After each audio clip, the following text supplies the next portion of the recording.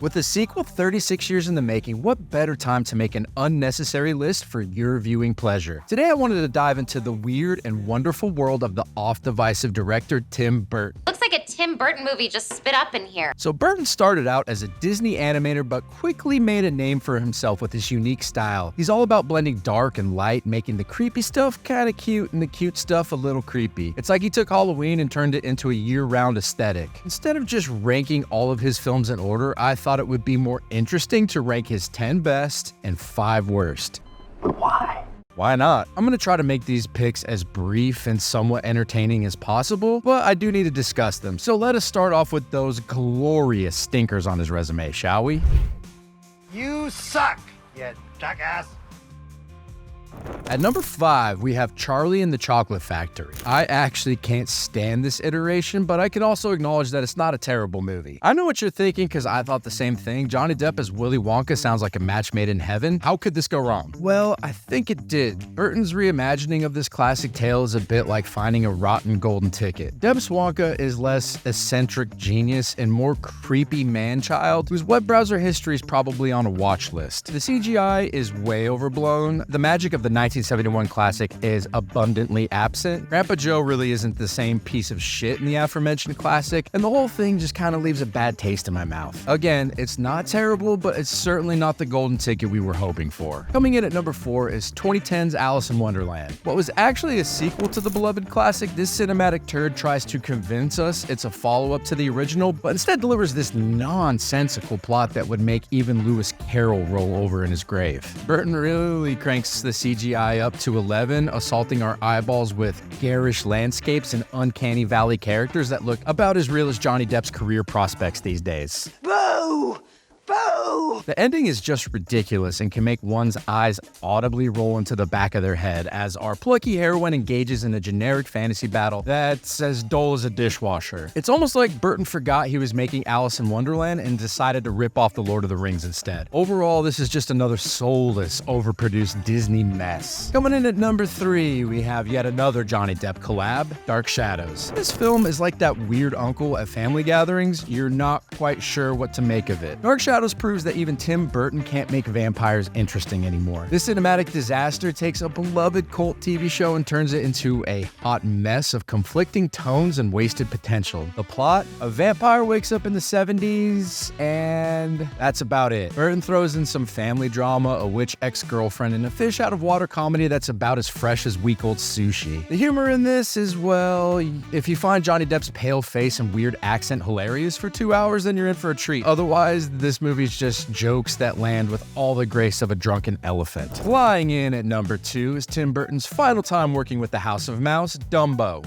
This soulless cash grab proves that even Burton can fumble when Disney's got its hand up his ass. The plot's about as coherent as a drunk clown's juggling act with more pointless human characters than in a Transformers movie. One of the things that really bothers me is that Burton's signature style is completely watered down to Disney-approved blandness that leaves us with a circus that's about as exciting as watching paint dry on a clown's ass. The humor in this, well, let's just say it's about as flat as Dumbo's ears before takeoff, but the real kicker, the CGI-laden mess was so soul-crushing for Burton that he decided to pack up his gothic toys and tell Mickey Mouse to shove it. It seems old Timmy Boy finally realized he was the real Dumbo, trapped in Disney's horrible big circus. In the end, it's just a stale, lifeless imitation of the original classic. It just really falls in line with so many of these Disney live-action remakes. And the number 1 worst Tim Burton film is...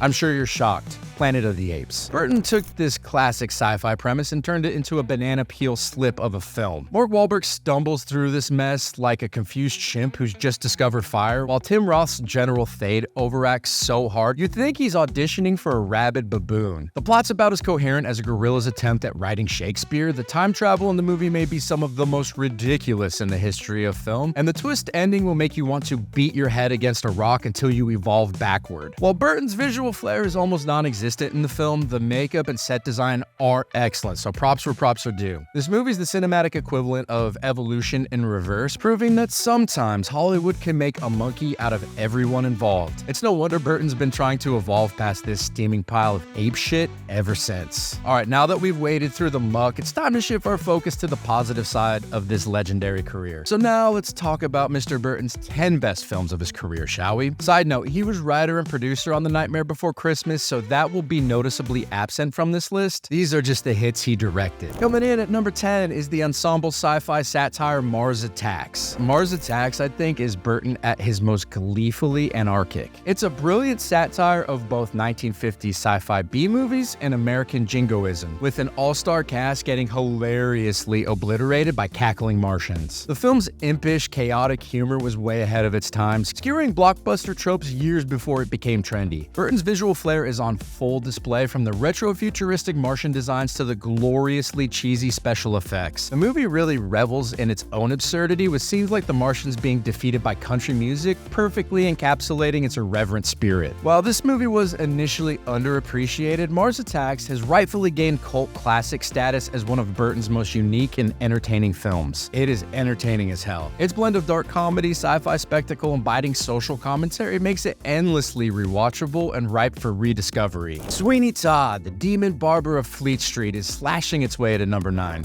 See what I did there? Huh? You see that? Burton's foray into musical territory is as bloody as it is brilliant. It's a perfect marriage of the gothic sensibilities and Sondheim's macabre musical genius. Depp delivers a haunting performance as the vengeful barber, his untrained voice adding raw emotion to the role. The film's bleak, grimy vision of a Victorian London is a visual feast, with Burton's signature style cranked up to 11. It's unapologetically grim, yet oddly exhilarating, balancing horror and pitch-black humor with surprising deftness. The movie strips away Burton's usual whimsy, diving headfirst into tragedy and creating something genuinely unforgettable. Sweeney Todd really highlights Burton's strengths while also pushing him into bold new territory. At number 8, we have his non-Batman Batman Christmas Tale, Batman Returns. It's a twisted fairy tale masquerading as a superhero flick with Burton's gothic fingerprints all over it. The film's dark humor and grotesque visuals push the boundaries of what a mainstream blockbuster can be. Danny DeVito's Penguin is a repulsive yet tragic villain, while Pfeiffer's Catwoman steals the show with her unhinged performance. And I mean, as a kid, come on. She fine as hell. Burton doesn't give a fuck about playing it safe, diving headfirst into themes of duality, alienation, and societal rejection. The movie's Christmas setting adds a layer of pervasive irony to the whole affair. While some whined about it being too dark for kiddies, Batman Returns stands as a testament to what happens when you let a visionary director run wild with a big budget. It's a beautifully warped masterpiece that pisses all over cookie-cutter superhero films. At number 7 is the movie that finds Burton at his most batshit brilliant, Pee-wee's Big Adventure. Now, this film has no business being as great as it is, yet here we are. It's a fever dream of man-child antics and surreal visuals that will make your eyeballs orgasm. Burton's twisted imagination runs wild, turning a simple bike hunt into a psychedelic road trip through America's underbelly. Reuben's Pee-wee's a fucking force of nature, prancing about in his too tight suit like a deranged puppet come to life. The film's got more quotable lines than Shakespeare on crack, and Danny Elfman's score is pure circus from hell perfection. It's a mad cocktail of childlike wonder and dark humor that will make you laugh while simultaneously haunting your dreams. This flick launched Burton's career and set the template for his whole oeuvre, and it still holds up to this very day. At number 6 is Sleepy Hollow. Sleepy Hollow is Burton at his most visually sumptuous and atmospherically rich. It's a gothic feast for the eyes, with Emmanuel Lubezki's cinematography turning every frame into a haunted painting. The film perfectly balances Burton's macabre sensibilities with genuine scares and a dash of humor. Johnny Depp's Ichabod Crane is a delightful mix of bumbling and brilliant, while Christopher Walken's Headless Horseman is pure nightmare fuel. The practical effects and gore are gloriously over the top, pushing Burton's R-rated boundaries to their bloody limits. With its twisted mystery plot and stellar ensemble cast, Sleepy Hollow stands as a high watermark in Burton's career. A film that showcases his unique vision while still delivering crowd-pleasing thrills. At number 5, we have the movie that kickstarted the superhero movie craze back in 1989, Batman.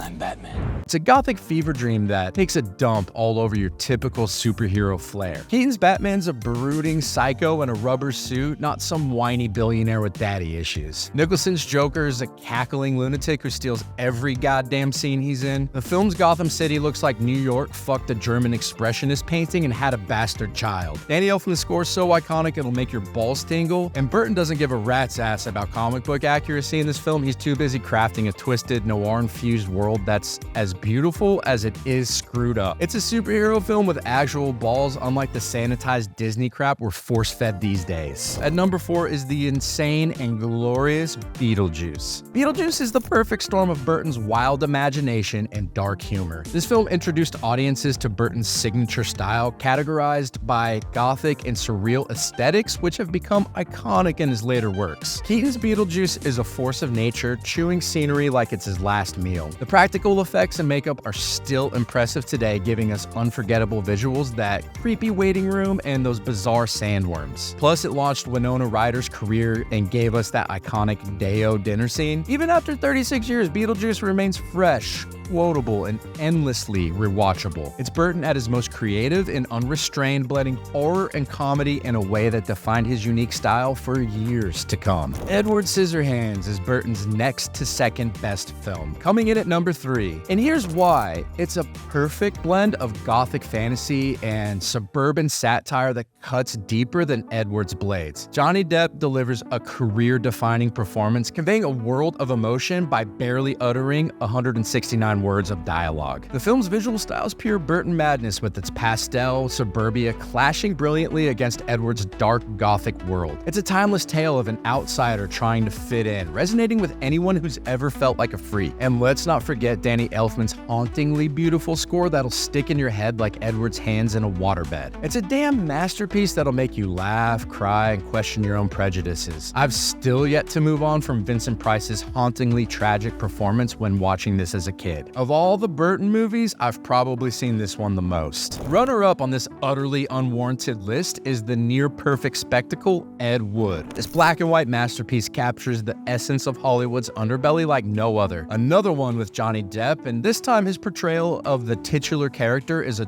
tour de force of unbridled optimism and delusion. Martin Landau's Oscar-winning performance as Bela Lugosi is nothing short of brilliant, bringing depth and pathos to a washed-up horror icon. Even though Landau is majestic in this role, as oft seen as controversial as he beat out Samuel L. Jackson for his role as Jules in Pulp Fiction. Burton's direction is at its peak here, balancing dark humor with genuine heart. The film's gorgeous cinematography evokes the noir aesthetic of old Hollywood while subverting it entirely. It's a love letter to the misfits and dreamers of Tinseltown, crafted with more sincerity than Burton's ever mustered before or since. And now for the first place spot, the Mac Daddy of the Burtonverse. Coming in at number 1 is 2003's tall tale Big Fish. Personally, I think Big Fish is Tim Burton's magnum opus, blending fantasy and reality in a profoundly personal exploration of father-son relationships. The father-son tale is more layered than a fucking onion, blending fantasy and reality like a master bartender mixing the perfect cocktail. The story follows Edward Bloom, a dying father known for his larger-than-life tales, and his son Will, who struggles to separate fact from fiction. Burton's signature visual style shines through the film's whimsical vignettes, from a hidden town called Spectre to a magical circus. But what sets Big Fish apart is the emotional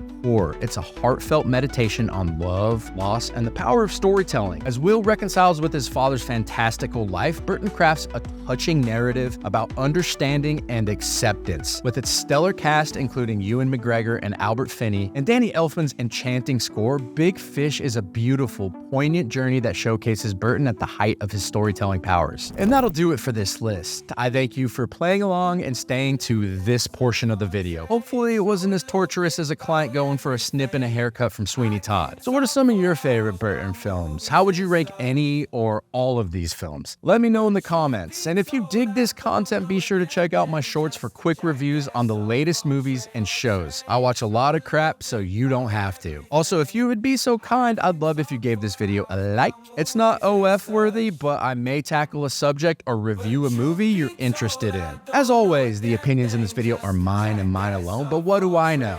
I'm but a mere jackass. I'll try to do better next time, but I probably won't. Catch you later, friends. That talks too much. jackass of all trades, don't know shit. I'll keep on talking, acting like I'm so legit. From politics to sports, I'm